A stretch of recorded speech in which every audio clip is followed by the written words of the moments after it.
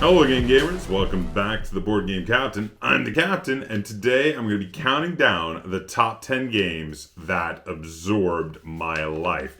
So this is kind of a fun list. I got thinking about this recently because of how in modern gaming there's so many games that come out all the time. A lot of people that are into modern tabletop games, myself included, will play most games a few times at most, because there's so many games coming out, especially with me, with how many review copies I get. A lot of times I don't really have time to go revisit games again and again and again and again. But there have been multiple times in my past where a single game had absorbed most of my hobby life, had me playing that one game again and again and again and again. So I was thinking about these, and I was kind of going over them, and each game on this list is a game that at least for a time had absorbed my hobby life. I was playing a ton of it, analyzing it, diving deep into it. In some cases, if it was a game I was playing after there were internet forums, maybe diving into internet forums for strategy tips, things like that. But I organized this list not by how much I like the games, but by how long of a period of my life they totally absorbed, or mostly absorbed, my hobby life. So, without any further ado, we're going to get to it with my number 10 game that absorbed my life. Number 10. My number 10 game that absorbed my life was Titans. This was a game I bought decades and decades ago. The edition I have, I believe, came out in the 80s, but I think I got it in the early 90s, if I'm not mistaken. Picked it up in a hobby shop. It was a new copy, though. Just been sitting on a shelf for a few years. And Titan is a very interesting game where you travel around a central board map, and where you land up with your different units, you will reveal to your opponent certain units from your group there. I believe you can hold up to 7 units in each military force. And if you reveal certain units, they allow you to draft other units depending on the space. Different terrain types have different units you can draft. There are different units you can draft in a swamp than you can draft in the desert. And each one of them, you're always allowed to show one of a unit to draft the same unit, if it's one of the units that could be drafted there. But all of those will then be like, well, if you show 2 or maybe 3 of that, you can draft the next most powerful unit. And then if you have a couple of those, you can draft the next most powerful unit above that.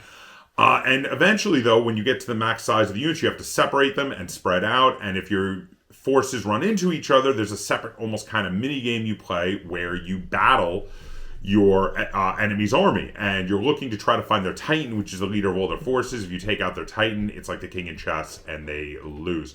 This is a really weird but cool game, and it is a game that not only do I still have my old physical copy of, and not only is that copy a game that I played a lot and also did a lot of deep dives in strategy and trying to figure out the best tactics for how to separate the armies and which units to keep in each for the best chances of drafting, etc. But also later, when I had an iPad, there was an iPad version of Titan that I bought and played the crap out of.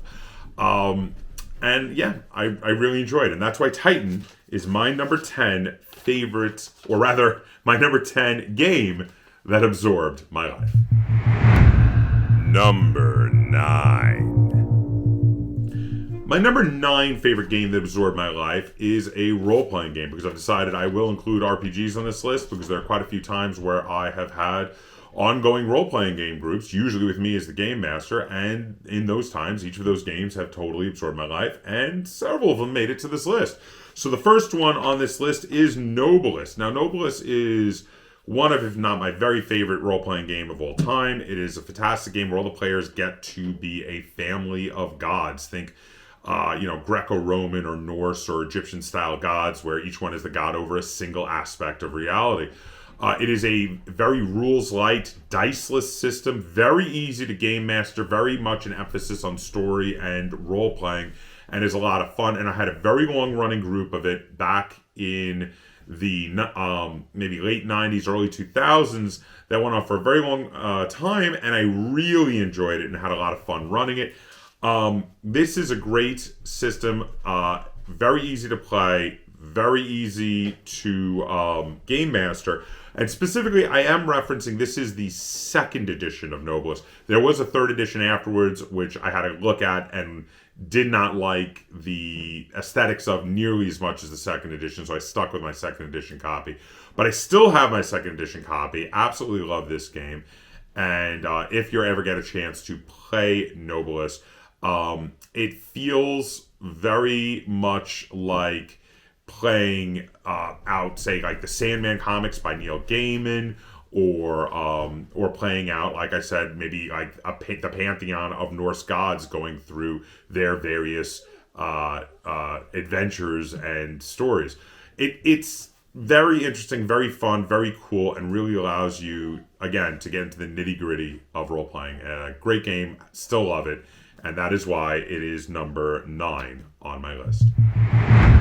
Number 8. My number 8 game on my list is a classic that I'm sure many of the people watching here at some time in their childhood spent a large amount of time playing, and this is chess. So the thing is, now, chess is a game that the only thing that keeps it from being a game that makes me feel like it totally holds up is the fact that it's so widely known and there's so many people that are so good at it that often when you play a game of chess against someone, it's very hard to find someone where you actually have a fairly balanced chance. Because while I was, for an amateur, decent at chess, I was not a ranked player. I was not great. Whenever you play against someone who's like a ranked player, you feel like you have no chance at this game at all. But as a kid, my dad spent a lot of time teaching me how to play chess, and we played tons of games of it. I played tons of games of it with my brother, with my cousins. It's a game that really, until I discovered more modern games, absorbed a huge amount of my childhood. So I knew this had to make the list, even though it's a game I don't play much anymore. Usually I will play chess variants rather than play original vanilla chess. But original vanilla chess is a game that I was my go-to game for years and years and years as a child. And that's why it had to make it down to my number 8 game that absorbed my life. Number 7. My number 7 game that absorbed my life is another role-playing game. And this is a game that only made it this high for how long it absorbed my life. Because if I was doing this list based on how much I like these games today, this probably would have been at the bottom. And that's not because the universe isn't great. The universe is great in this, but the rules system hasn't aged well compared to modern role-playing games. It's really kind of clunky and very labor-intensive. Enough beating around the bush. It's Rifts. So Rifts is a fantastic world to role-play in. It is a post-apocalyptic Earth where tons of holes in reality have been ripped open to other dimensions.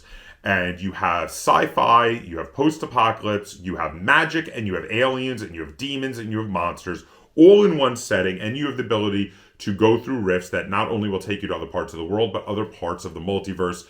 The sky is the limit with other dimensions you can visit. They made all sorts of books with other dimensions and worlds, as well as the fact that you can just come up with your own.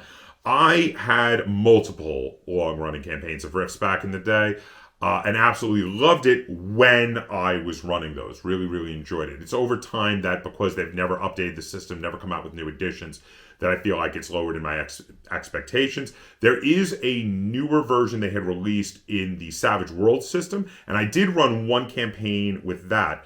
Unfortunately, since I only ran one campaign with that, and it was a shorter campaign, even though I think the rule system is much better, it couldn't make my list because it didn't absorb my life like the original Rifts did. But if you do want to try the Rifts universe, I would recommend finding the Savage Worlds edition of Rifts, because that rule system is much better, much smoother, a much better way to explore and have adventures in the Rifts multiverse, which is still worthwhile because the multiverse of Rifts is fantastic. And that is why Rifts made it to my number 7 on this list. Number 6. My number 6 on this list was a holiday gift for me that me and my brother played the absolute crap out of when we were kids. This was a game let me just say the game first before I get into describing. This was Battle Masters. Battle Masters was a game that was in the Warhammer Fantasy universe, but done by Milton Bradley on a giant rollout mat that you laid on the living room floor, and you moved units around in hexes. And there was a good force and an evil force, and you would fight it out, and you would do battles. And there were a few different scenarios with different ways to win. But it was amazing. It was super fun. It came with its own custom dice. And my brother and I, for ages, we just every Saturday would play a game of Battle Masters laying on the living room carpet. Now, I haven't played this game in ages. Unfortunately, our old copy of it was destroyed. I do not still own a copy of this. I don't know if it holds up. I would have to hazard a guess that compared to a lot of modern battle hex map games, it probably doesn't hold up. But there was a very long period of time where this had completely absorbed my gaming life. And because of that, because of the incredible memories I have with it and what a long period of time, this was the main game my brother and I were playing. Battle Masters made it down to my number 6 on this list. Number 5. My number 5 game on this list is a game that not only over several editions did I play a ludicrous amount of times, which I did, but also I filmed an entire huge series of videos on this game. This is Twilight Imperium. I did a whole grokking Twilight Imperium series where I did a tactical deep dive on every faction in the game that is in a actual product you can buy in the store. There is one extra faction I never did a video on that I'm thinking about going back to. But it was a faction that was on a print and play online free expansion, not one that was actually available on a product. But that should tell you something about how much I love this game, that I spent so much time filming an entire series of videos, one per every faction in the game. And there's a lot of factions. There's a lot of videos. This is a fantastic game. Absolutely love Twilight Imperium. It is the biggest, most awesome 4X game of all time. You sit down for an entire day with a group of friends and build an entire galactic empire, fighting with your opponents to control the seat of power on Mechatol Rex. Absolutely love this game. You get to control the economics, the diplomacy, the military might of your civilization. Every faction has asymmetrical player abilities. Many of them have certain units that work totally different than the units of other factions. You can play very militaristically. You can play very non-militaristically, and just go all about diplomacy and economics. It's up to you, and different strategies work well with different factions. But usually any faction can kind of be done in multiple ways also. But for all those reasons are why I love the game, but the reason it made it down to my number 5 is just how much time I've spent either playing, researching, tactically deep diving, or working on videos for Twilight Imperium, and all of that is why it is the number 5 video on my list. Number 4. The number 4 video on my list is a little bit of a cheat because it's actually a group of games. It is the old World of Darkness games. Now, the World of Darkness, if you're not familiar, were a group of role-playing games. This is another role-playing game that made my list. They all had very similar and somewhat compatible role-playing game systems. I understand in the most recent edition that they've come out with, they've actually gone and made them fully compatible. But originally, they were separate games that were sort of compatible, and they all allowed you to be different supernatural creatures in a modern-day fantasy setting. So the first game in the series was Vampire the Masquerade. They continued on with Werewolf the Apocalypse, Mage the Ascension, Changeling the Dreaming, Wraith the Oblivion, Hunter the Reckoning, etc., so on and so forth. Each of these allowed you to be that type of character. So if you're playing Werewolf the Apocalypse, you're a werewolf. But inevitably, people would combine the books from different settings. My favorite of all of the game lines was Mage the Ascension. Loved the mages. They had some of the most interesting abilities, in my opinion, with their magic. And in addition, they had the largest amount of exploration of the umbral realms, the realms that were like magical realms on the other side of reality. and they had ships that could travel the deep Umbra to the Shard and Shadow realms, which were the spiritual altar realms of the other planets in our solar system, which was pretty awesome, which was something that the previous games had not really delved into at all. And I loved that they did that in Mage the Ascension. And for that reason, the World of Darkness games had absorbed a huge amount of my hobby life. For a long amount of time, I played werewolf characters, I played mage characters, I've even played hunter characters from Hunt of the Reckoning, which are humans with slight magical abilities, and they use them to hunt down other supernatural creatures. They're monster hunters, if you will. All of it is tons of fun. World of Darkness is a great setting and a lot of fun. And when I was a kid, a teenager really, it was, a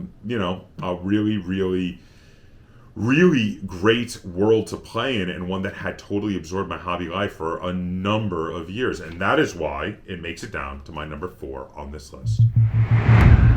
Number 3.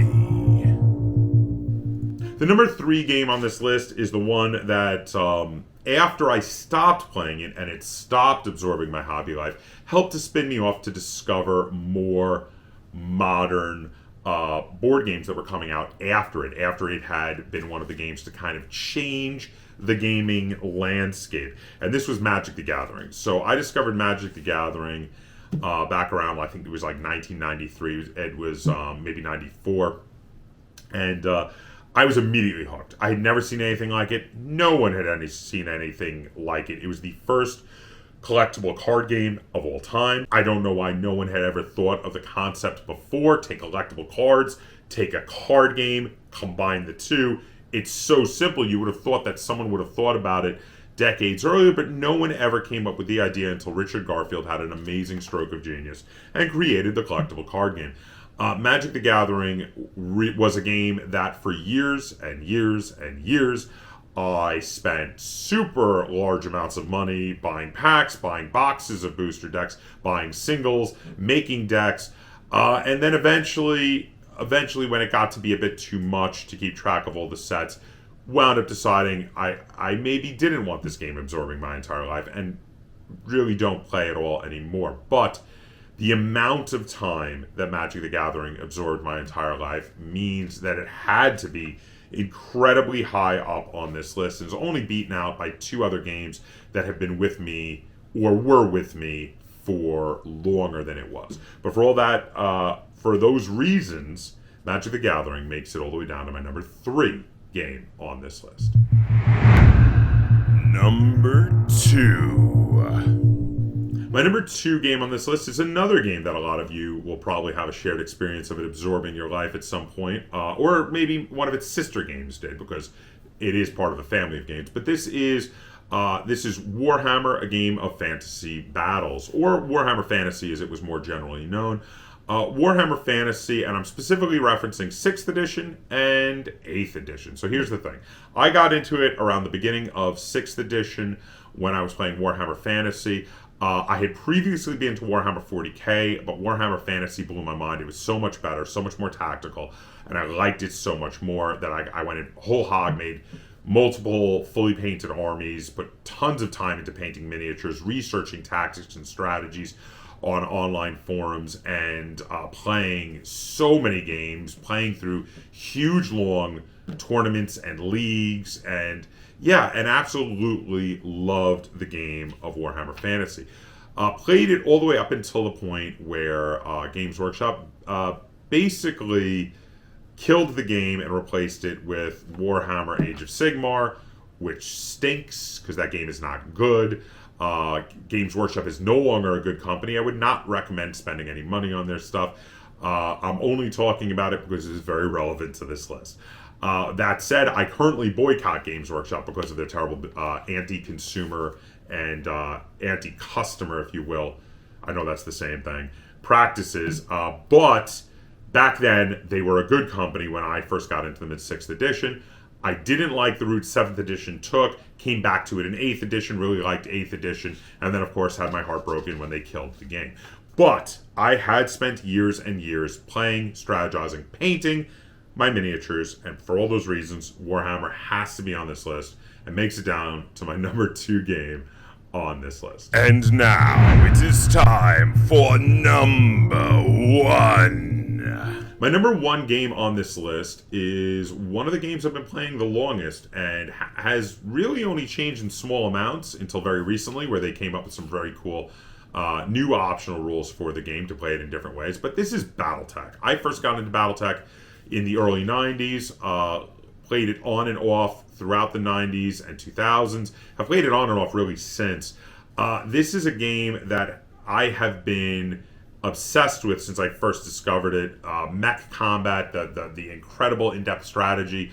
It was way ahead of its time, even though a lot of people will say it's a game that is very much a product of its time, having been designed in the 80s. I feel like a lot of its strategies were actually way ahead of their time and did influence future hardcore strategy games to come later.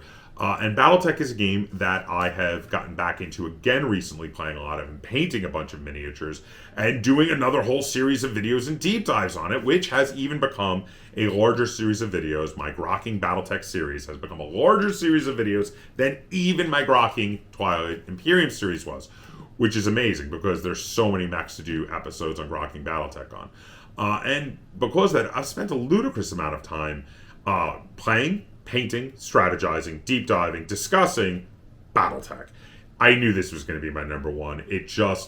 I don't know if I've ever spent as much time on a game as I have on BattleTech. So there you have it. These are the top 10 games that have at one time or another absorbed my life, or at least my gaming life. Let me know what you thought of my list in the comments down below. And comment down below, let me know what games have totally absorbed your life. Games that didn't do it to me, that have done it to you. Let me know what games I didn't talk about that have totally absorbed your life at one time or another.